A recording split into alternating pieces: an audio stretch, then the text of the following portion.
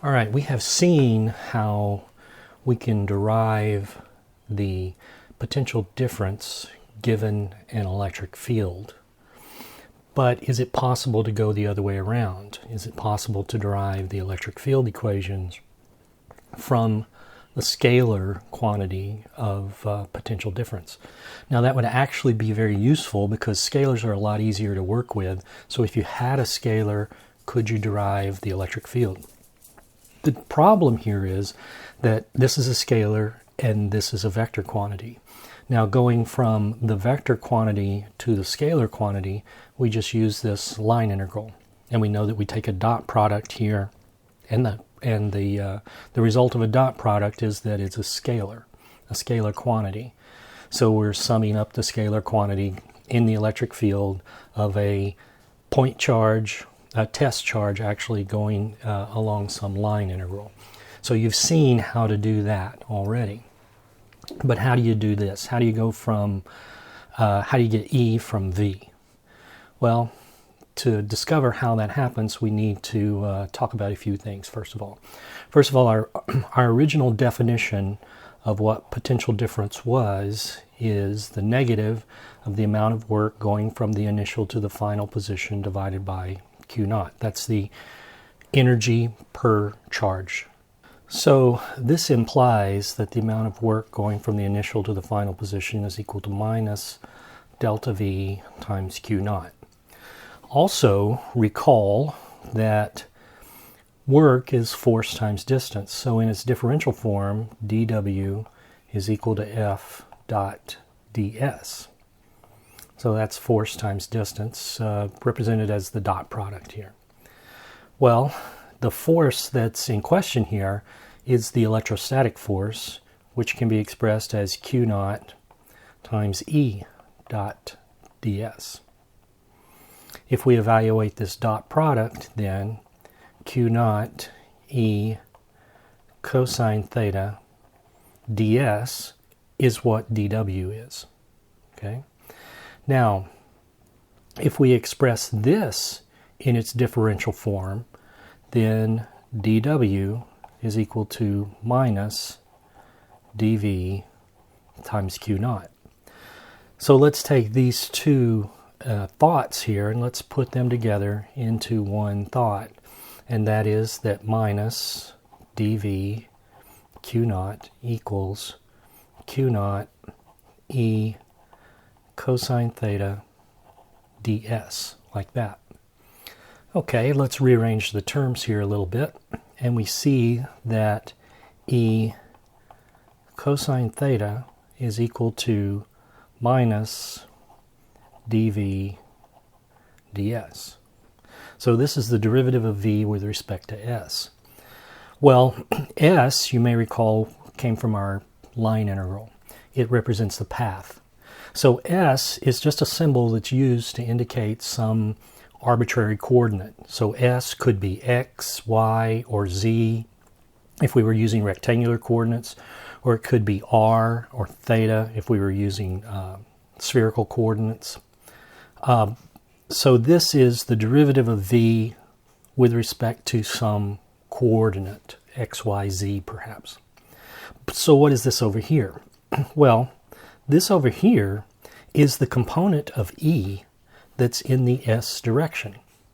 And you've seen this sort of thing before. If you have a vector like that, you know that you can break that vector up into a component going this way and a component going that way.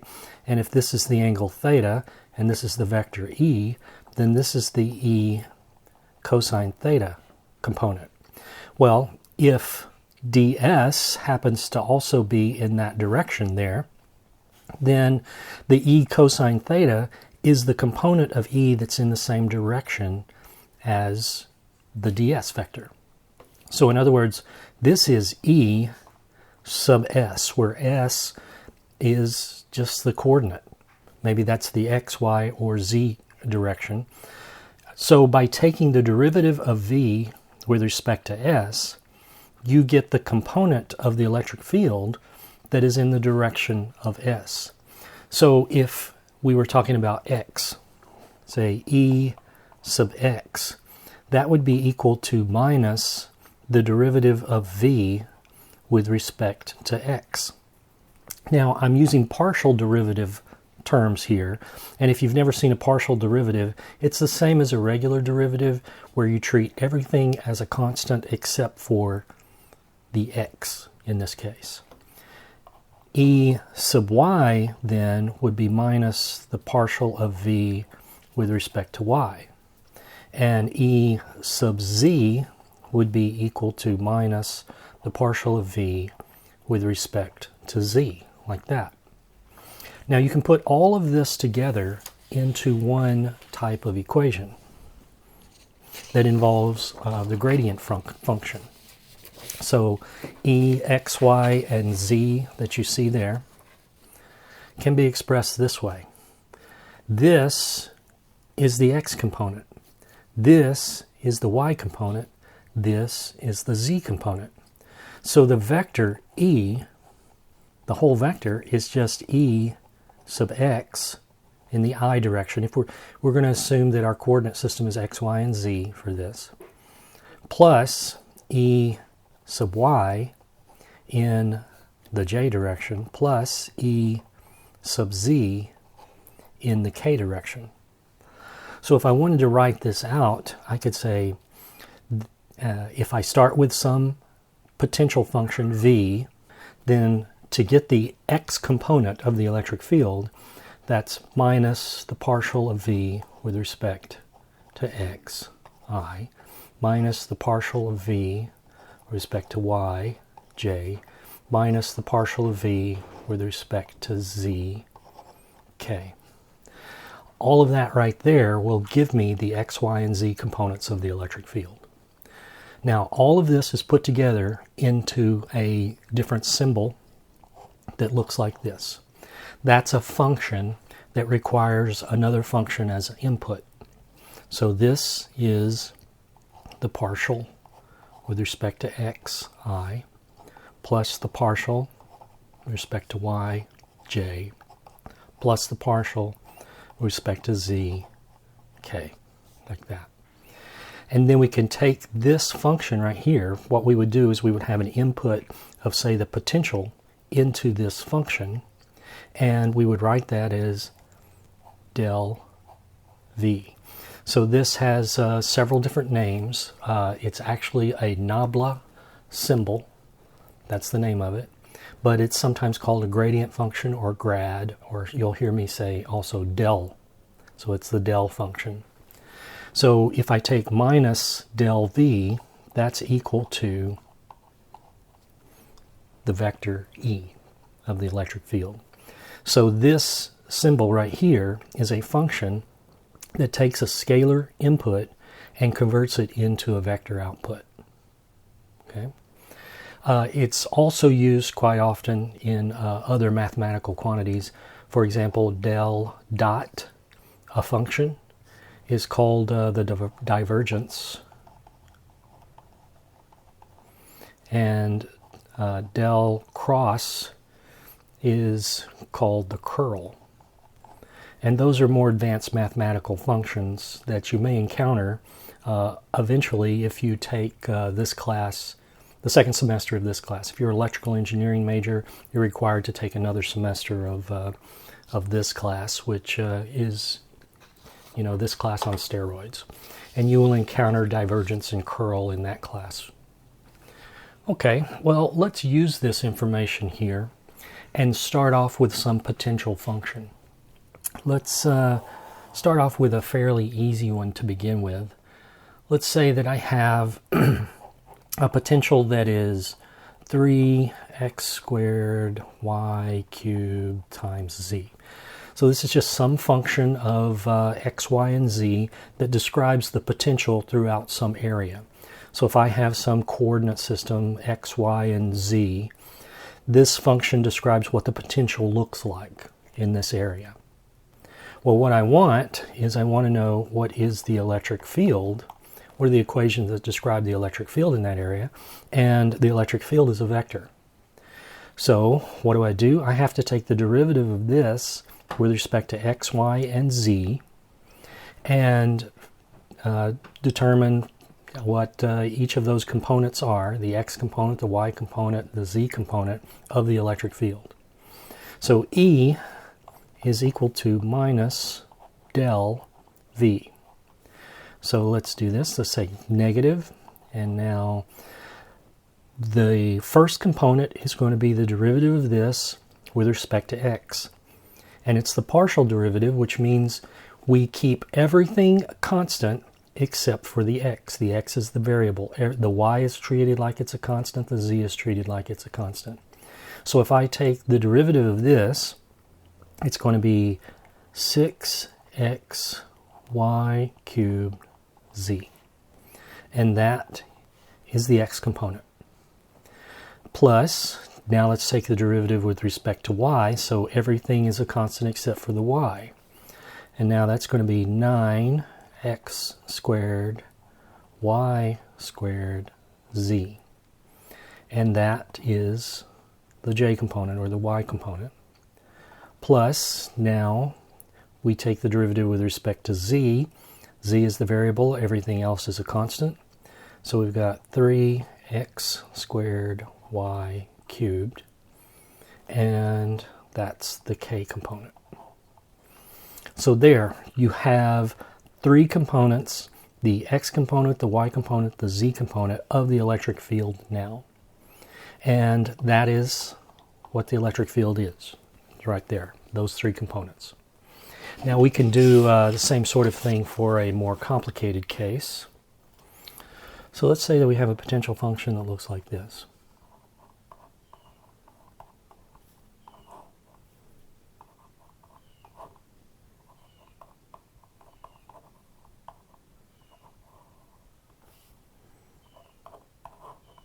There.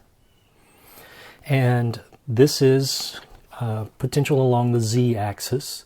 So you can see that what it looks like here, there's only z, r is a constant. Then E, in this case, is just minus the partial with respect to z, k.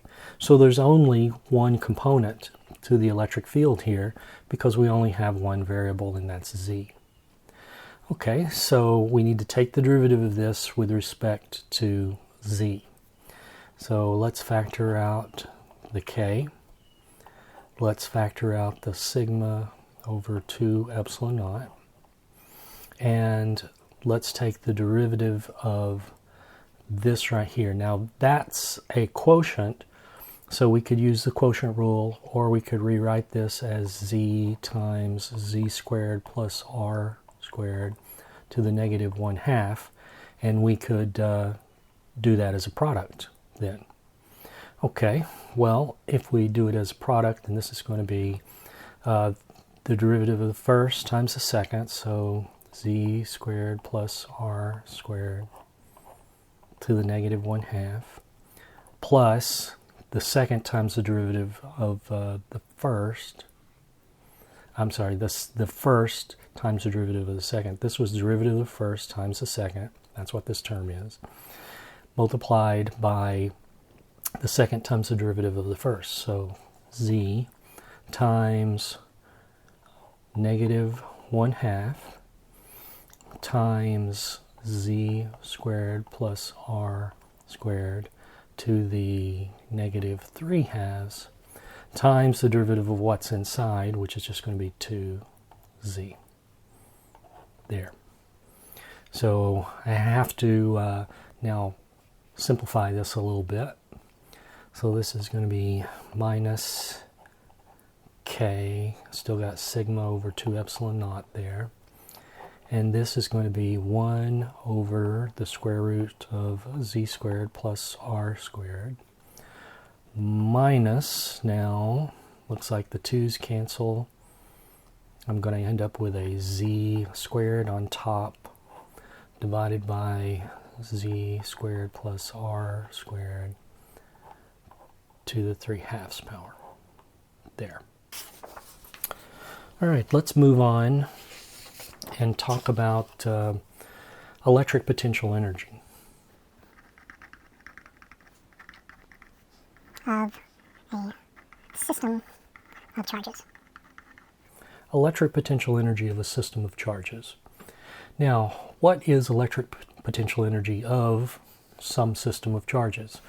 Well, the electric potential energy of a system of fixed point charges, let's say, is equal to the amount of work that's required to assemble the charge configuration.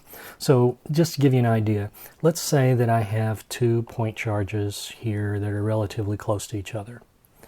Well, you know that those would have to be held there in place, or else they're going to move. They're going to fly away from each other. So you know that there is stored energy in this system of charges here. The stored energy is obvious when you let go of them because they repel each other. They move away from each other. So the question is, how much stored energy is present in this assembly of charges right here? And the answer is, well, ever how much energy was required to assemble it in the first place, that's the amount of stored potential energy that's inside the system. And you might say, well, how do you do that? Well, you put one charge there. It takes, let's say we move both of these charges. This is where that one's going to go. This is where that one's going to go, but the charges are not there right now. Well, you take both of those charges, maybe they're out here off stage right at infinity, and you move in the first point charge. Well, there's no other electrical objects in the region, so it requires no energy to put that one there. No work was done when I put that one there. However, now when I bring in the second one, I'm bringing it from the place where the potential is 0, but now I have to carry that point charge in and drop it right there, but it doesn't want to go in because this charge is already there. The electric field from this charge is having an effect on me bringing that charge in, so I have to do a certain amount of work in order to bring that charge in. Well, the amount of work that I do in bringing the charge in and placing it at that point right there is equal to the amount of electric potential energy that's stored in that configuration there. Okay, well, then what is that? How do you figure up the amount of work? Well, you compute it this way. The amount of work coming from some initial to some final position, but the initial position is going to be where the potential is 0. So we'll say at infinity to its final position is equal to Q naught, that's the charge I'm moving, times delta V, where delta V is the potential difference between where I started and where I ended up. So you know that delta V is V final minus V initial, so this is Q naught times V final minus V initial, but V initial was 0 because we chose it to be that because that's at the point of infinity. So that's 0. So the amount of work then to bring in the charge and place it right there is equal to Q naught times the potential at that point right there. So let's do that all over again. Let's say that I have some assembly of charges and it looks like this. Let's make a nice triangle here. An equilateral triangle here. All sides are D. And let's call this one Q1, we'll call this one Q2, and we'll call this one Q3. And I could give numeric values for D and Q1, 2, and 3. But what we want to know is how much energy is required to assemble this group of charges. Well, what you have to do is you have to imagine that none of them are there, and I'm bringing them in from infinity where the potential is 0, one at a time, and then I'm placing the first one there. Well, when I place the first one there, since there's no other charges around, it requires no energy whatsoever. No work is done to put Q1 in its place. No energy expended. But now I'm going to bring in Q2. And when I bring in Q2, Q1 is already there.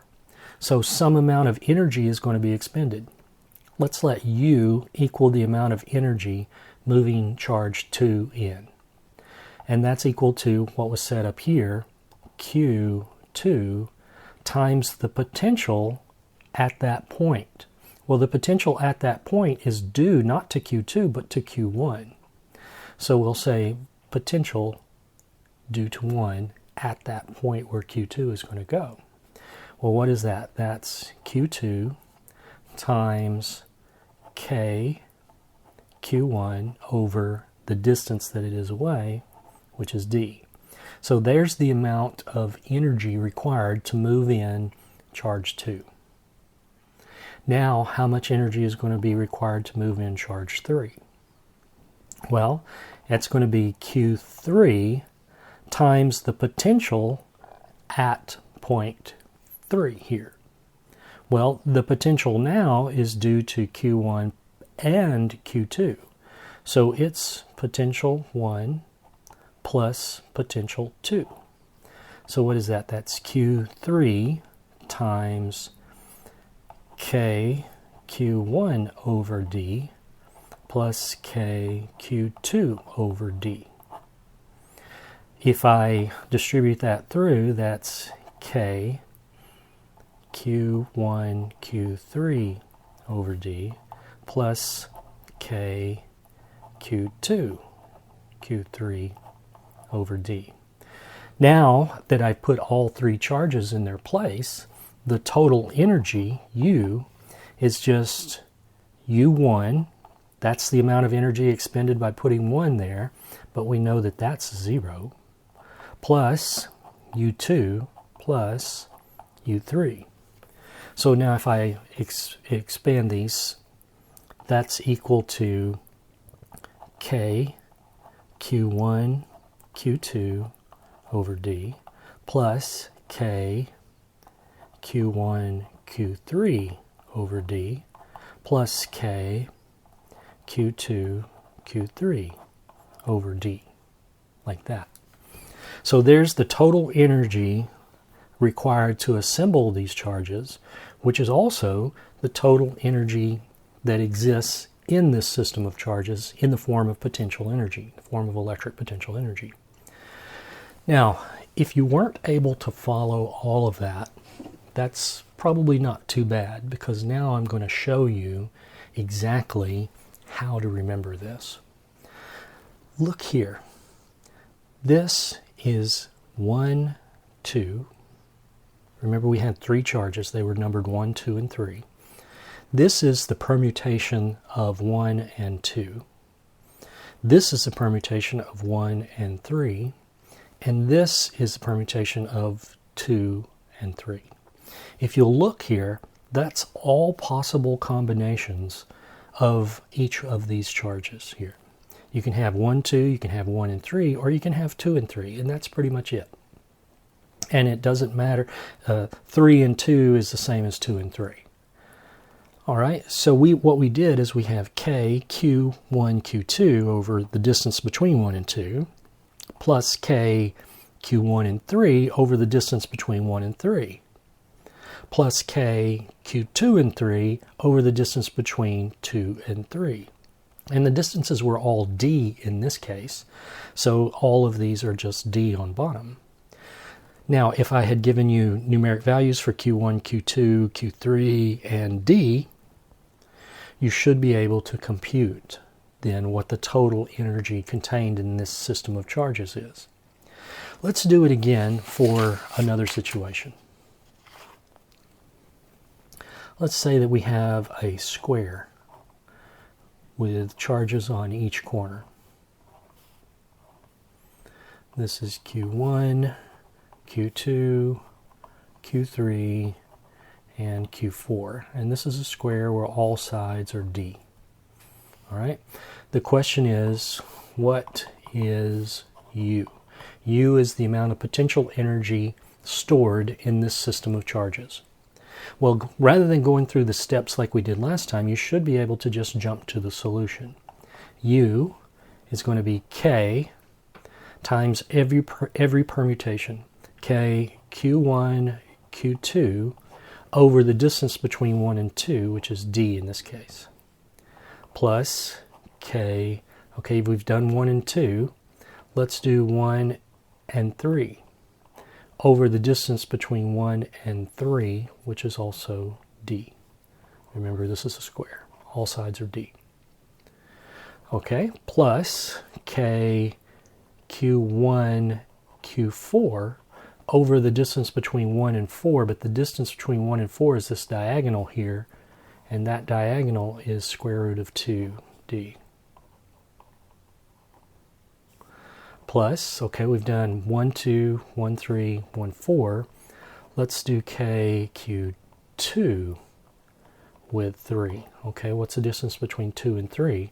Once again, it's square root of 2d. Plus k q2 q4 over the distance between 2 and 4, which is just d now. And we're running out of room, so let's go down here. Plus k, and we've done 2, 4, so we've done 1, 2, 1, 3, 1, 4, 2, 3, 2, 4. Well, all that's left is q3, q4 over the distance between 3 and 4, which is just d. And there, that's the total energy. If, once again, if I had given you numeric values for q1, q2, q3, q4, and d, you should be able to calculate that and tell me what the total amount of energy is. Now, it's important that you keep in mind there may be signs to q1, q2, q3, and q4. If one of them is negative, then that negative sign needs to be included down here. Okay, so some of these terms may be positive, some of them may be negative. In fact, some of them will be negative if any of these up here happen to be negative. Okay, that's how you compute the amount of potential energy that's stored inside a system of charges, any arrangement of charges. One more thing before we go on, and you should probably be able to figure this out by now, but just in case, I want to stress this point. Let's go back to a situation where I have a cannonball. This is a solid spherical conductor, and let's say the radius here is big R. So a charge, I put a charge on the cannonball, and because it's a nice spherical conductor, it's going to distribute itself uniformly over the outside. Okay, the question is, what is the electric field inside? What is that?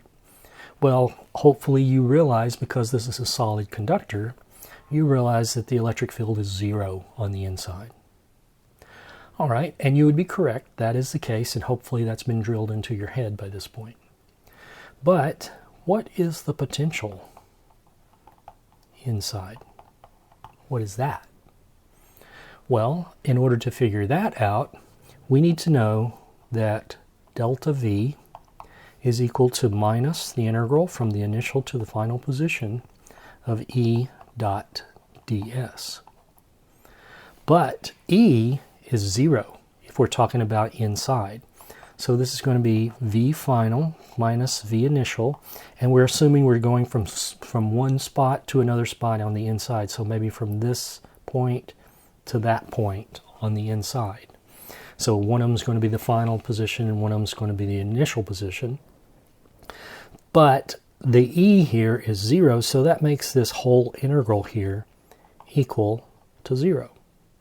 Now what does that mean? That means that V final has to equal V initial. So inside here, going from, we just drew those 2 points there. It could be any 2 points as long as it's inside the conductor. As long as you are inside the conductor, V final is V initial. What does that mean? That means that for all initial and final points inside the conductor, the potential is constant. The potential is whatever it is. But no matter where you go, from there to there, or any other 2 places, V final and V initial are the same value. So if I were to ask you to graph the electric field versus radius, and let's say that point right there represents radius r for the size of this thing, then on the inside it's going to be 0, but at r it jumps up and then it falls off as 1 over r squared. Similarly, if I were to ask you what is the potential versus r, and this point right here is big R, then the potential is going to be constant inside that, and then it falls off as 1 over R because it behaves like a point charge. So this area right in here and this area right in here, those are all inside the conductor.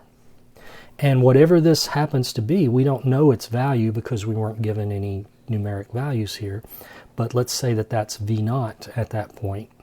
We know that it is constant. The potential is constant at all points for all values of radius that are less than big R. So V equals constant inside the conductor. That should show you, that's an example of something that has an electric field inside the conductor of 0, but the potential is not necessarily 0. The potential is constant though. The potential could be 0 because 0 is a special case of constant, but nevertheless the potential is constant inside the conductor. Hopefully now that's drilled into your head just as much as E equals 0 inside a conductor is. We'll stop here and we'll pick up with capacitance next lecture.